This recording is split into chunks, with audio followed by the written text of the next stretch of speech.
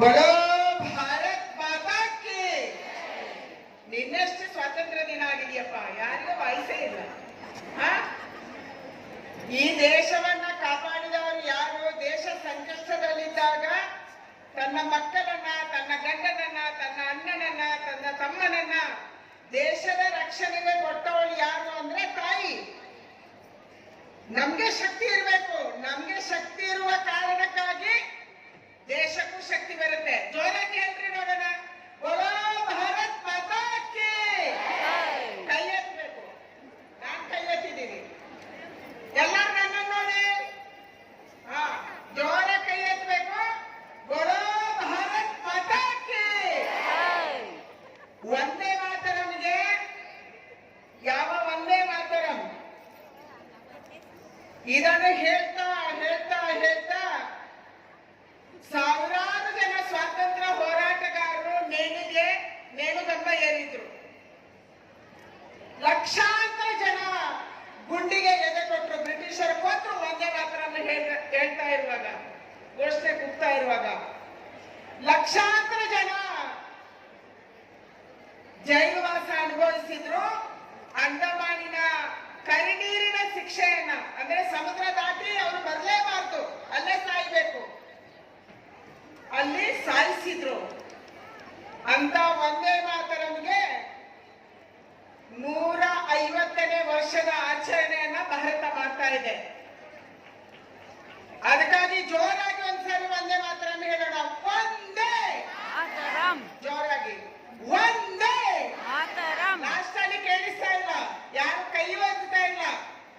ನಿಮ್ಗೆಲ್ಲರಿಗೂ ಬಾಗಿನ ಬರುತ್ತೆ, ಹೂವ ಬರುತ್ತೆ, ಬಳೆ ಬರುತ್ತೆ. ಬಸವರಾಜು ಮತ್ತು ಅವರ ಶ್ರೀಮತಿ ಅವರು ಕಳಿಸ್ಕೊಡ್ತಾರೆ. ಕೈಯಿಂದ ಹೂವನ್ನ ಬಿಟ್ಟು ತಲೆಗೆ ಮುಡ್ಕೊಳ್ಳಿ, ಇಲ್ಲ ಲ್ಯಾಪ್ ಮೇಲೆ ಇಟ್ಕೊಂಡು ಜೋರಾಗಿ ಕೂಗ್ರಿ. ಒಂದೇ ಒಂದೇ ಒಂದೇ ಮಾತರಂ. ಸುಭಾಷ್ ಚಂದ್ರ ಬೋಸ್ ಅವರು ಒಂಟಿಯಾಗಿ ನಾನು ಸೈನ್ಯವನ್ನ ಕಟ್ತೀನಿ,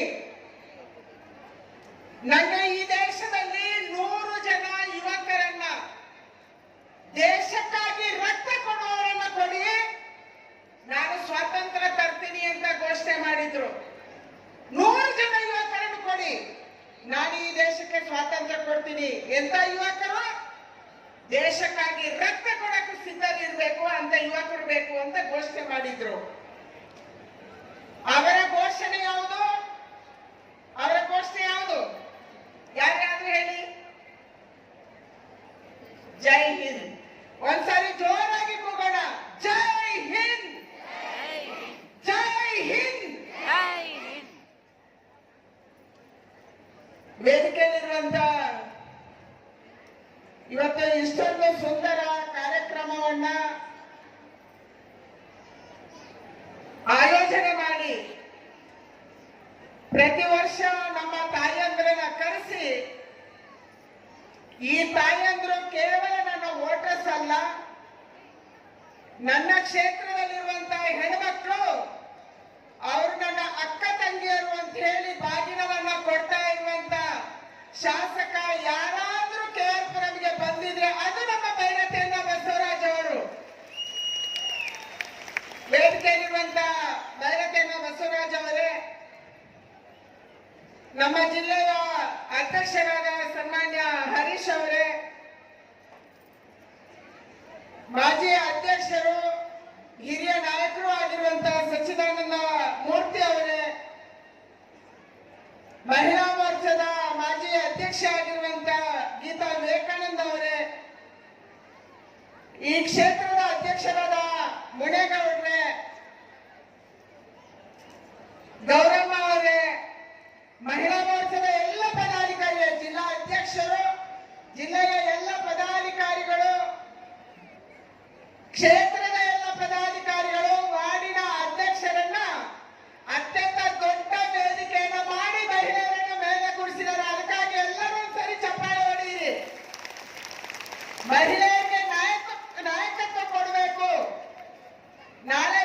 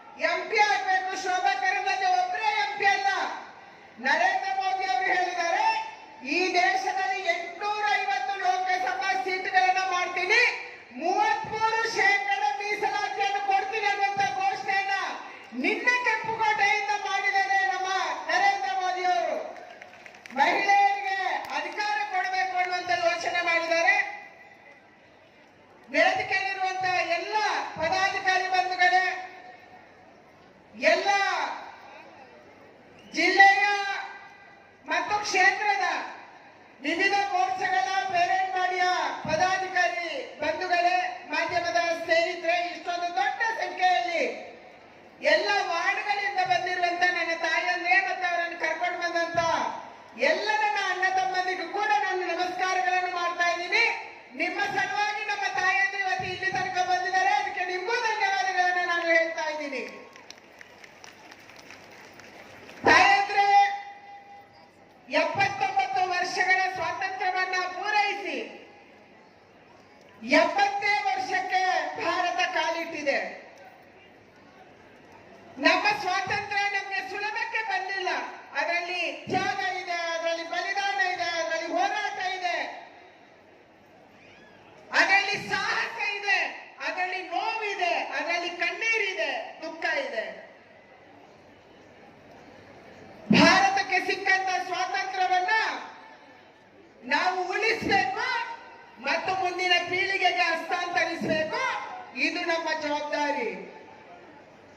ಈ ಜವಾಬ್ದಾರಿಯನ್ನು ಒಬ್ಬ ತಾಯಿ ಅರ್ಥ ಮಾಡ್ಕೋಬೇಕು. ಯಾಕಂದ್ರೆ ಮನೆಯಲ್ಲಿ ಸಂಸಾರ ನಡೆಸುವಂತವಳು ತಾಯಿ, ಮಕ್ಕಳನ್ನ ಬೆಳೆಸುವಂತವಳು ತಾಯಿ, ಮಕ್ಕಳಿಗೆ ಒಳ್ಳೆ ವಿದ್ಯೆ ಬುದ್ಧಿಯನ್ನು ಕಲಿಸುವಂತವಳು ತಾಯಿ. ಮಕ್ಕಳು ಮನೆಗೆ ಎಷ್ಟೊತ್ತಿಗೆ ಬರ್ತಾರೆ, ಏನು ತಿಂತಾರೆ, ಅವರ ಆರೋಗ್ಯ ಹೇಗಿದೆ, ಎಲ್ಲಿ ಓದ್ತಾರೆ, ಎಷ್ಟು ಓದ್ತಾರೆ, ಏನು ಓದಬೇಕು ಅಂತ ನಿರ್ಧಾರ ಮಾಡುವಂತವಳು ತಾಯಿ. ಅಂದ್ರೆ ಭಾರತದ ಭವಿಷ್ಯ ಇವತ್ತು ನಿಮ್ಮ ಕೈಯಲ್ಲಿದೆ.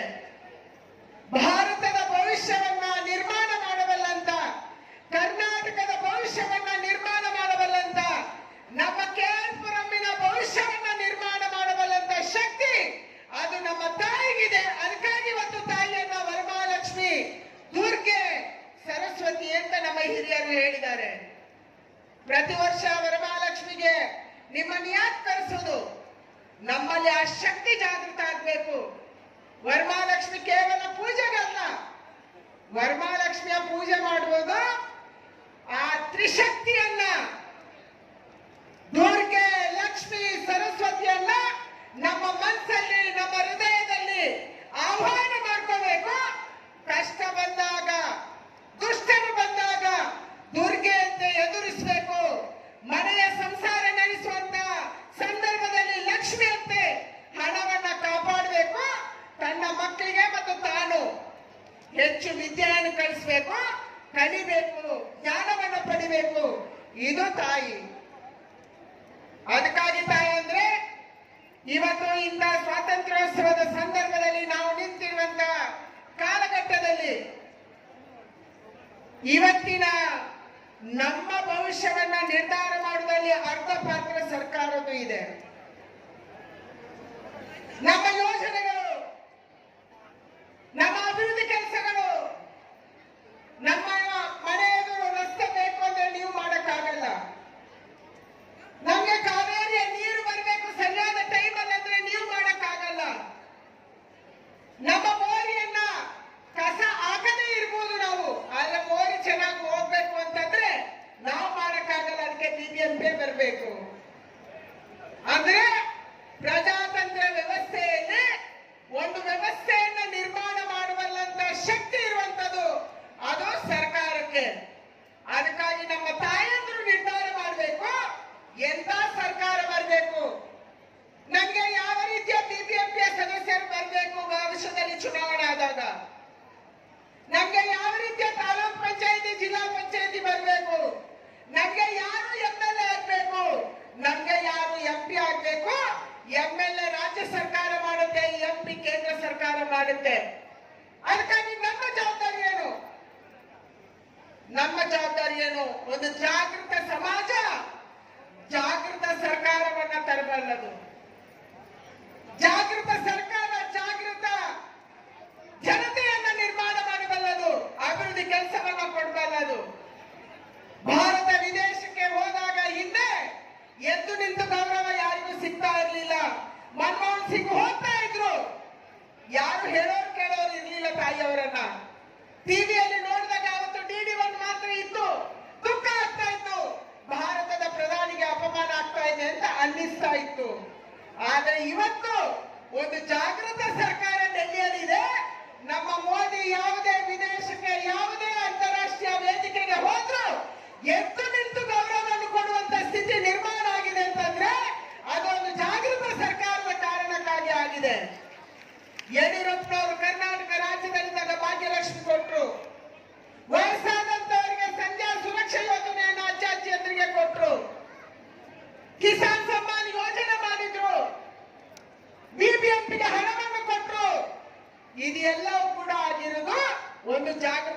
ಸರ್ಕಾರ ಇದ್ದಾಗ. ಅದಕ್ಕಾಗಿ ನಮ್ಮ ಜವಾಬ್ದಾರಿ ಇರುವಂತದ್ದು ಈ ಕ್ಷೇತ್ರದಲ್ಲಿ ಭೈರತಿ ಬಸವರಾಜ್ ಅವರು ಅಭಿವೃದ್ಧಿ ಕೆಲಸವನ್ನು ಮಾಡ್ತಿದ್ದಾರೆ. ಎಲ್ಲ ಸಂಕಷ್ಟಗಳ ಮಧ್ಯೆ ನಿಮ್ಗಾಗಿ ಅವರು ಹೊಡೆದಾಟ ಮಾಡ್ತಿದ್ದಾರೆ, ನಿಮ್ಗಾಗಿ ಹೋರಾಟ ಮಾಡ್ತಿದ್ದಾರೆ. ಅದಕ್ಕಾಗಿ ನಮ್ಮ ಎಂಬೆಲ್ಲ ಯಾರಾಗಬೇಕು ಅನ್ನುವಂತ ತಯಾರಿ ನಾವು ಈಗದಿಂದ ಮಾಡಬೇಕು. ನಾನ್ ನಿಮ್ಗೆ ಕೇಳಕ್ ಇಚ್ಛೆ ಪಡ್ತೀನಿ, SIR ಅನ್ನೋದು ಎಷ್ಟು ಜನಕ್ಕೆ ಗೊತ್ತಿದೆ? ಮೊನ್ನೆ SIR ಅಲ್ಲಿ ನಾವು ಅರ್ಜಿ ತುಂಬಿದೀವಿ, ನಮ್ಮನ್ನ ವೋಟರ್ ಲಿಸ್ಟ್ಗೆ ನಾವು ಸೇರ್ಪಡೆ ಮಾಡ್ಕೊಂಡಿದೀವಿ ಅನ್ನೋರು ಒಂದ್ಸರಿ ಕೈ ಎತ್ತಿ, ಕೈ ಎತ್ತಿ. ಎಲ್ಲರೂ ಸೇರಿಸಿದ್ದೀವಿ. ಯಾರಿಗೂ ಸೇರಿಕೆ ಆಗಿಲ್ಲ, ಅವ್ರಿಗೆ ಇನ್ನೂ ಅವಕಾಶ ಇದೆ. ಯಾರಾದ್ರೂ ಕಳ್ಳ ವೋಟರು ನಮ್ಮ ಮನೆ ಹತ್ರ ಬಂದಿದ್ದಾರೆ, ಅದನ್ನು ತೆಗ್ಸಕ್ಕೆ ನಮ್ಗೆ ಅವಕಾಶ ಇದೆ. ಯಾರಾದ್ರೂ ಸತ್ತು ಹೋದ್ರು ಅವರನ್ನು ತೆಗ್ಸಕ್ಕೆ ಅವಕಾಶ ಇದೆ. ನಾವೆಲ್ಲರೂ ಇವತ್ತು ಜಾಗೃತ ಸಮಾಜ ಆಗ್ಬೇಕು. ಅದಕ್ಕಾಗಿ ಬರುವಂತ ದಿನಗಳಲ್ಲಿ SIR ಇಂದ ನಮ್ಮ KR ಅಲ್ಲಿ ತುಂಬಾ ಓಟು ಹೋಗಿದೆ. ಯಾರ್ಯಾರು ಆಂಧ್ರದಲ್ಲಿದ್ರು, ಯಾರ್ಯಾರು ತಮಿಳುನಾಡಲ್ಲಿದ್ರು, ಯಾರು ಉತ್ತರ ಕರ್ನಾಟಕದಿಂದ ಬಂದಿದ್ದಾರೆ, ಯಾರು ಮುಂಬೈನಿಂದ ಬಂದಿದ್ದಾರೆ, ಡೆಲ್ಲಿಯಿಂದ ಬಂದು ಇಲ್ಲಿ ವಾಸ ಮಾಡ್ತಿದ್ರು, ಅವ್ರಿಗೆ ಅನ್ನಿಸ್ತು ಎಲಿಮಿನೇಷನ್ ಫಾರ್ಮ್ SIR ಅಲ್ಲಿ ನಾನು ನನ್ನೂರಲ್ಲಿ ಸೇರ್ಕೊಂತೀನಿ. ನಾವು ಭಯ ಪಡ್ಬೇಕಾಗಿಲ್ಲ. ಯಾರು ನಮ್ಮೂರಲ್ಲಿ ಇದ್ದೀವಿ, ನಾವು ಚೆನ್ನಾಗಿ ವೋಟ್ ಮಾಡಬೇಕು, ನಮ್ಮವರನ್ನ ಜಾಗೃತ ಮಾಡಬೇಕು. ಅದಕ್ಕಾಗಿ ವರಮಹಾಲಕ್ಷ್ಮಿಯ ಈ ಶುಭ ಸಂದರ್ಭದಲ್ಲಿ ನಿನ್ನೆ ಪ್ರಧಾನಿ ಅವರು ಘೋಷಣೆ ಮಾಡಿದ್ದಾರೆ, 33% ಮಹಿಳೆಯರಿಗೆ ಮೀಸಲಾತಿಯನ್ನ ಕೊಡಬೇಕು, ಮಹಿಳೆಯರನ್ನ ಮುಂದೆ ತರಬೇಕು, ಮಹಿಳೆಯರ ಸ್ತ್ರೀ ಶಕ್ತಿ ಸ್ವಸಹಾಯ ಸಂಘಗಳಿಗೆ ಹೆಚ್ಚು ಅನುಕೂಲವನ್ನು ಮಾಡಿಕೊಡ್ಬೇಕು, ಮಹಿಳೆಯರನ್ನ ಉದ್ಯೋಗ ಮಾಡುವ ರೀತಿಯಲ್ಲಿ ಮಾಡಬೇಕು, ಮಹಿಳೆಯರನ್ನ ಉದ್ಯೋಗಸ್ಥ ಮಹಿಳೆ ಮಾಡಬೇಕು, ಲಕ್ಷ್ಮತಿ ದೀದಿ ಮಾಡಬೇಕು. ಈಗ ಹಲವಾರು ಕನಸುಗಳನ್ನು ಇಟ್ಕೊಂಡು ನರೇಂದ್ರ ಮೋದಿ ಅವರ ನೇತೃತ್ವದಲ್ಲಿ ಇವತ್ತು ದೇಶದಲ್ಲಿ ಕೆಲಸ ಆಗ್ತಾ ಇದೆ. ಅದಕ್ಕಾಗಿ ಕರ್ನಾಟಕ ರಾಜ್ಯದಲ್ಲಿ ಕೂಡ ಅಂತ ಒಂದು ಸರ್ಕಾರ ಬರುವಂತ ಅಗತ್ಯ ಇದೆ. ಯಾಕೆ ನಾವು 33% ಮೀಸಲಾತಿಯ ಬಗ್ಗೆ ಮಾತಾಡ್ತೀವಿ, ಆದ್ರೆ ಕರ್ನಾಟಕದಲ್ಲಿ ಮಹಿಳೆಯರ ಧ್ವನಿಯಾಗಿ ಕೆಲಸ ಮಾಡುವುದಕ್ಕೆ ಒಂದೇ ಒಂದು ಮಹಿಳಾ ಕ್ಯಾಬಿನೆಟ್ ಮಂತ್ರಿ ಇಲ್ಲ.